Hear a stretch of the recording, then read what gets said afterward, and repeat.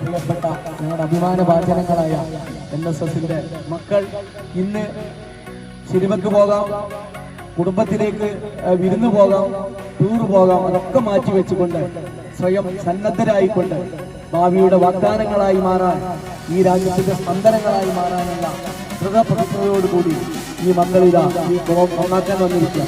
അവരെ നമ്മൾ കണ്ട പ്രശംസിക്കണം.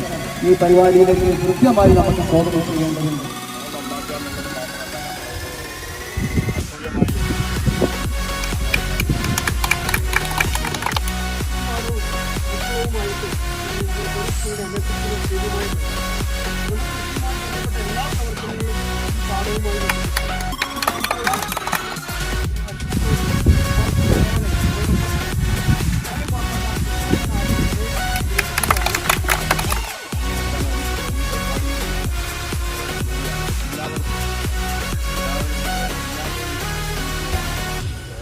പരിപാടി ഔപചാരികമായി ഉദ്ഘാടനം ചെയ്തതായി അറിയിച്ചുകൊണ്ട് നിർത്തുന്നു.